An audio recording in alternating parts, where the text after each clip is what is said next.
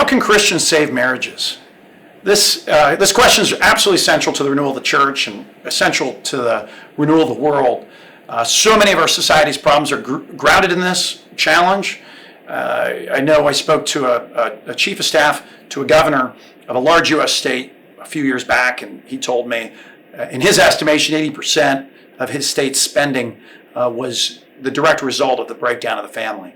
So, and we'll see as we dive into some of the data that I'm going to present to you today, that much of the challenge facing the church in the rise of religious non-affiliation and the advance of the gospel is rooted in a collapse of marriage. I'm grateful to John Stonestreet for the invitation, and grateful to the Colson Center for organizing this conference digitally. Now, those of you who aren't familiar with Communio is a nonprofit that consults with churches, and we provide cutting-edge tools, advanced technologies, and consultation to churches, and really equip the church to be the hero in strengthening relationships and marriages, particularly with a focus beginning with single life, and those who are single again, helping them move into a healthy relational life, and also strengthening marriages of those who are struggling, as well as everybody in the pews and those who are engaged. Our mission is ultimately Christ-centered. We want to serve and equip the church in advancing the gospel by discipling and evangelizing marriages and relationships. Our organization began as a philanthropic experiment with a focus on Jacksonville, Florida, working to find ways that we can quantitatively move the needle on marriage. Jacksonville had been the 6th worst city in America for marriage. It had been the highest divorce rate county in the state of Florida for 40 of the prior 44 years before we got started down there. We worked and partnered with the church throughout Jacksonville. It was a big kingdom effort. We worked with the Southern Baptist Convention in the county. We worked with the largest non-denominational churches in the county, and we also partnered with the diocese, the Catholic Diocese of St. Augustine in Jacksonville. We had phenomenal local partners in Richard Albertson and Dennis Stoika, who are great friends, and helped us in this philanthropic enterprise try to identify and develop strategies that could really work. And I want to thank them for their work. And over that time period of 2016 to 2018, the church mobilized and ultimately delivered 58,912 folks through couples relationship education countywide. This is across those churches throughout the county. And that was a huge number. There had only been, before we had gotten started, 300 units of consumed couples relationship education content in the entire county. Our team helped to deliver 28 million digital impressions in support of these efforts throughout the county, and really championing the local church. The results were pretty substantial. The divorce rate declined over 3 years. It really encouraged us that the church can decisively get engaged and spark community renewal. We had scholars out of Florida State University and the University of Virginia that took an independent look and said that there was no demographic explanation for that decline other than our efforts. Our board of directors was interested in trying to go beyond that, understanding that community change is one thing, but what is scalable and what's replicable? And when the work is closely aligned with the mission of the church, we believed, and our board believed, that was incredibly scalable and replicable. We saw that we drilled in with 33 churches, some, not all of which were in Jacksonville, some of which were in another 2 markets. And the admixture of data with the admixture of a focus on relationship ministry brought great results for the church. These 33 churches grew in average attendance by 23%, and regular generosity increased. Their regular giving grew by 28%. And we knew focusing on such a powerful measure like marriage was great for the church and great for communities. So ultimately, you can see right now, amidst the current crisis, that folks are isolated, that there's a lot of couples are alone even before the pandemic started, and certainly that is continuing and exponentially growing. You have a tremendous amount of couples that don't have an outlet to be able to get out like they might used to. There is some examples, anecdotal examples of an increases in domestic violence, increases in interest in divorce. In fact, I know in the United Kingdom, amidst the lockdowns there, queries for the phrase "I want a divorce" grew by 230% in the first several weeks of the lockdown. So this is a critical problem that the church can really speak into powerfully now. Some of this data is really going to get into why this is so absolutely necessary for the church. The future of faith practice in the country is absolutely tied to the decline or the rise of family structure. In fact, the slide I'm showing you now goes into the rates of religious non-affiliation the last three generations. Baby boomers, of course, are the most connected to faith of the last three, and then millennials are the least. That's no surprise. But what folks frequently forget is the family structures of those different generations are significantly different. It may surprise some of you to know that actually a millennial who's 27 years old goes to church at about the same rate of a boomer who's 60 years old. If I know one thing about both people, and that is if they grew up in a constantly married home, there's almost no difference in their rate of going to church. In fact, a millennial with constantly married parents is 78% more likely to go to church twice a month or more than his peer who's not from a constantly married home. What was surprising to me was that there's no difference in the data between someone who is from a divorced and remarried home or someone who's from a never married home or from a widowed home. All are equally unlikely to go to church when compared to the child who grew up in a constantly married home. So this is absolutely essential when we consider right now that 40% of all births in this country are born, children are born outside of marriage, and 54% of all children will reach their 17th birthday without a married mom and dad.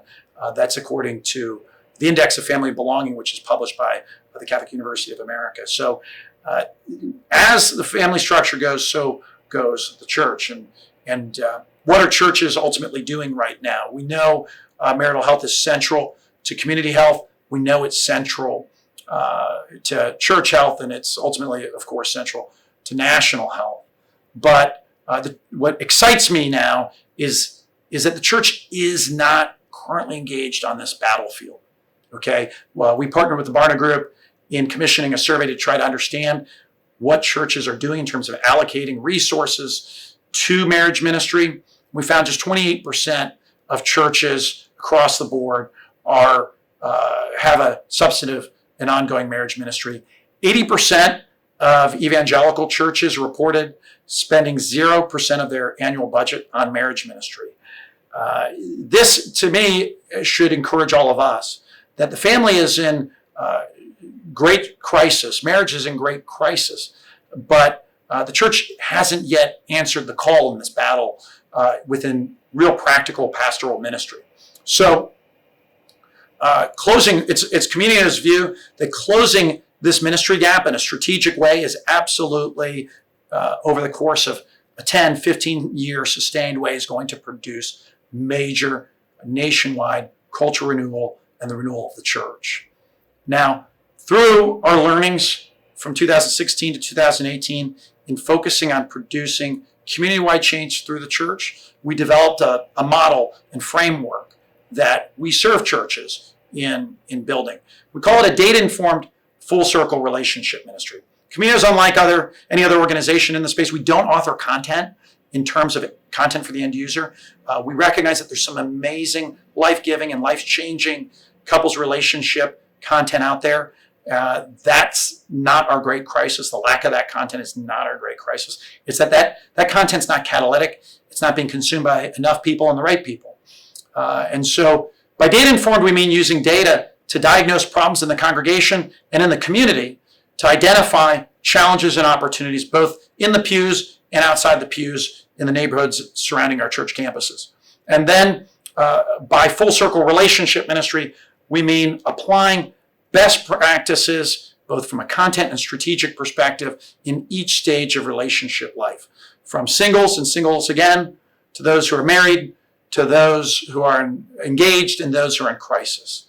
I believe it was 93% of pastors on our survey said that they do counseling for couples in crisis, but 57% of those pastors have told us and the Barna Group that they feel either unqualified or only somewhat qualified to be able to do that counseling.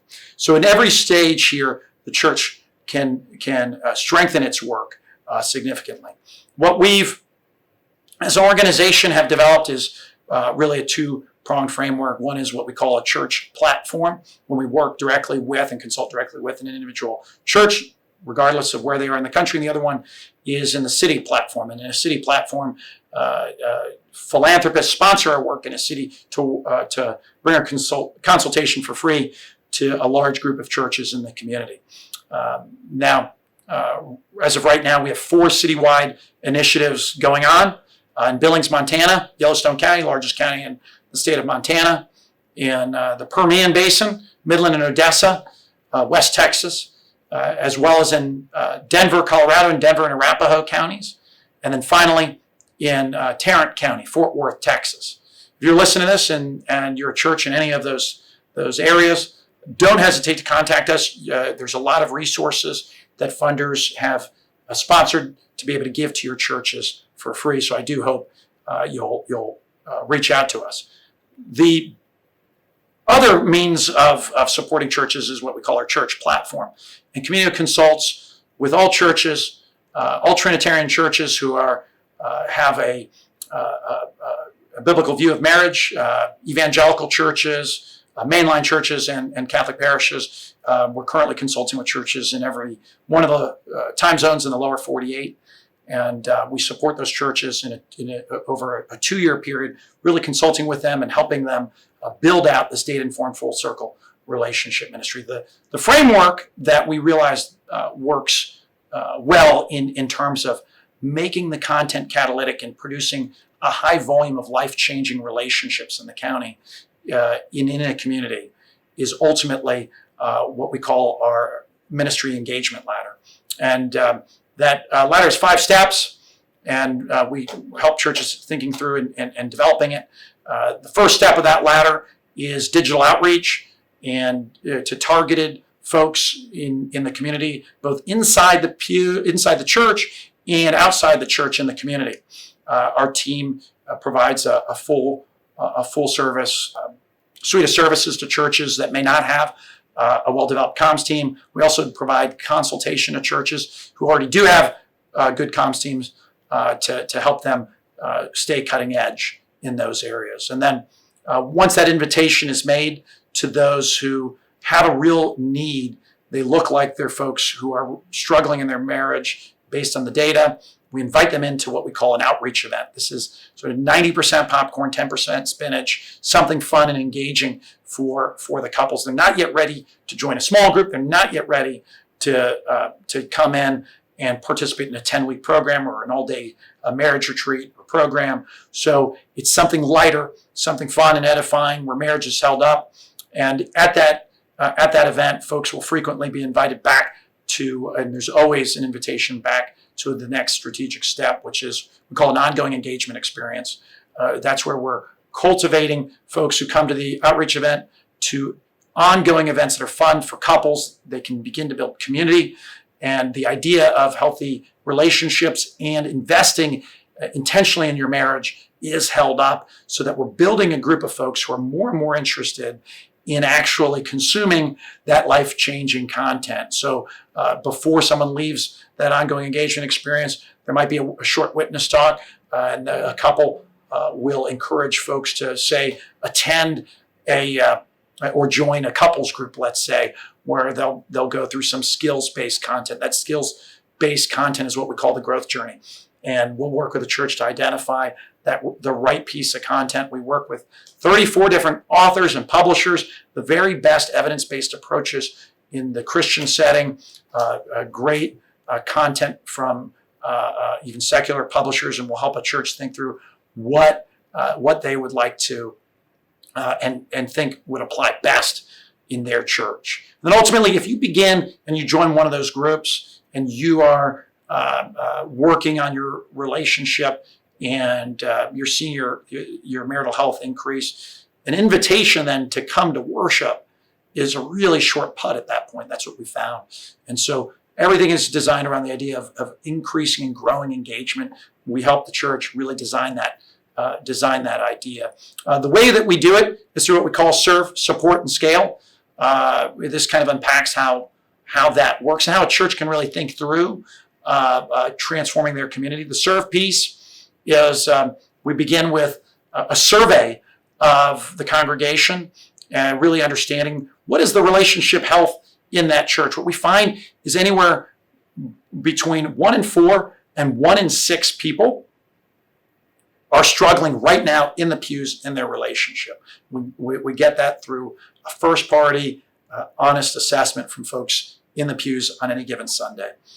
Then we apply some predictive models to the church's membership. And what we do is we see who is married that looks just like people who recently got divorced. We're able to do this in a way that applies the model, and churches can see and understand this in the aggregate. Privacy is protected, but you can really understand. What we see is almost universally 1 in 5 folks in every church's membership are struggling right now in marriage. And so then after that data is collected, we sit down and work with the church to really design a custom relationship ministry that makes sense for that church's context. Okay, both where they are geographically and their particular Christian faith tradition, making sure that it's consistent with what that church wants to do. And then ultimately, in that all-day, we plan that all-day meeting with the church, and we help them in 2 key ways. We help them establish really clear and measurable 12-month and 24-month goals. We call them lag measures and lead measures, and where they can quantifiably target specific movement in their congregation and their community. And then we serve them in building out what we call a calendared battle plan over the next 12 months where that church builds out their ministry engagement ladder with our team. We, in that process, we are really, again, informed by data. We have helped a church ultimately use some amazing tools and technologies that are new to the church. Predictive analytics is something that has been around for quite some time. It's been used in financial services. It's been used in consumer marketing. It's been used in politics. It hasn't really been used by the church. And we'll show you some of that tool right now that's been developed really as a result of the start of our project in 2016. We tested the use of predictive analytics in Jacksonville and then began to see that it really worked. And now we've begun to contract with different data partners to really provide that service to the church. So what you're looking at is a pin drop on one of our church partners, 5-mile radius around a church in Spokane. And in that community, what we can see is there's 95,595 people within 5 miles of the church. And what we've done is we've built an audience for that church where we found the total number of people who are struggling in their marriage. They fit into the predictive score to likely to have a marriage in need. They have children under the age of 10, okay? And within 5 miles of that church, there are 3,416 individuals who are parents of young kids who have who are right now, they're married, but they look like people in their consumer spending habits. They look like people who recently got divorced. So now we can help that church do direct outreach through Facebook, through texting, and be able to reach them and invite them into that first step.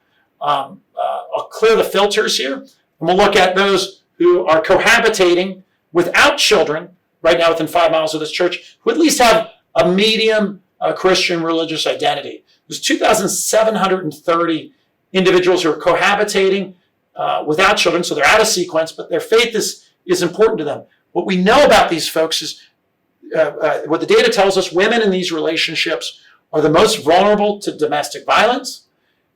We know that children who are conceived in these homes, 40% of them will be fatherless by age 5, and 70% of them will be fatherless by age 12. So this is a highly leveraged group to target and invite for a relationship and bring them into the church and hopefully get them into sequence in their relationship.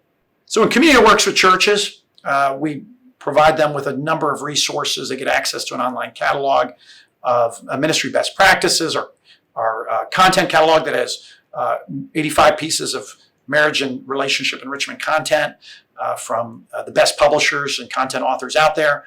We also have invested about $400,000 in the development of market research from a market research firm called the Right Brain People. It really seeks to understand and uncover the emotional motivations of why young people get married, stay married, and go to church. And we've created instructional modules of 7 to 12-minute pieces that pastors can utilize. Informs their preaching and teaching and outreach. And then, of course, the data insights tool that I've just walked through you is also available. So when we support churches in the development of what we would call the data-informed full circle relationship ministry, if the church needs help in doing targeted outreach in their community, our team is made up of experts on digital outreach, and so we will create the creative ads for churches, branded for the church. We will place those ads. We'll run those ads for the church and optimize them, providing reports back to the church. And our team is able to stay on top of an ever-changing world where rules governing advertising on social media is constantly changing. We're running hundreds of campaigns, and so our team is able to stay on top of things in ways that frequently a church communications team is not always as able to do. Our team also, for churches that do have a communications arm, we do consulting with that in-house team and help them maximize their effectiveness. Immediately after the beginning of the pandemic, we realized things were changing rapidly. And so Communio has been developing a set of resources for every church to be able to utilize. We launched our crisis toolkit that any church and every church can access. There's a lot of free resources. I'd encourage you to go to crisis.communio.org and you'll be able to access it. On there, we've built out the beginnings of our ministry engagement ladder in a digital setting. There's great date night kits available for churches for outreach. There's ongoing engagement content and ideas for churches, as well as growth journey content from the best publishers that are virtually available immediately for churches. And those publishers have set up and established discounts for churches who come through that portal. I encourage you to visit there. There's, again, those resources are free and really low cost ways for a church to do outreach right now.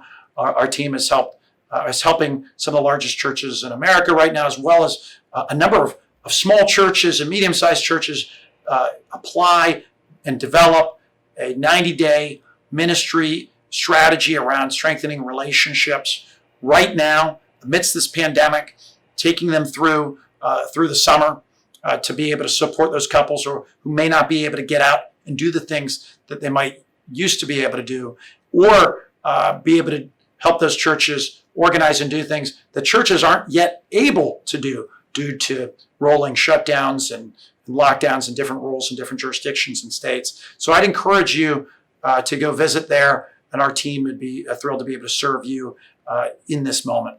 Ultimately, right now, in churches that we're partnering with, we're seeing a lot of signs of great encouragement. A lot of churches are jumping in right now into this pandemic to strengthen the marriages and relationships in their membership and in the community. We have, in just the last 4 weeks, our church partners, with Communio's help, have made more than 4 million digital impressions, targeting the most vulnerable in their communities, inviting them in, engaging them in digital date nights. We worked with a large church in Tarrant County who did a digital date night event. 80% of those who signed up for that digital date night event were new to the church. They were not yet members.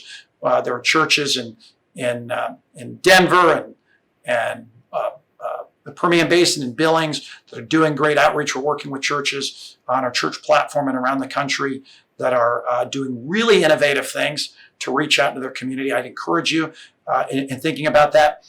There's ways right now that the church can reach out amidst this crisis and target those in greatest need right now who need to hear a message of hope from your church into their relationship, and a message that's ultimately grounded in the gospel of Jesus Christ. So there's a lot of ways that churches can ultimately save marriage right now, strengthen marriage right now. I hope you're edified and encouraged by the results and of what happens when churches get engaged.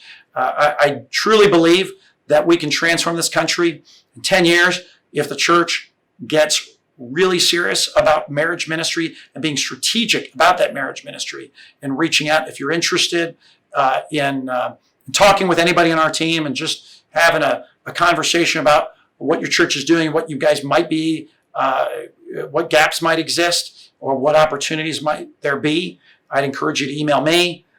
You can also, my email is on the slide, jdegance@communio.org, and you can also reach out directly from on our website and contact us there by going to communio.org. Ultimately, the future of the world passes by way of the family, and I know that all of you listening and watching this know that. God bless you, and know that you are in our prayers. Thank you.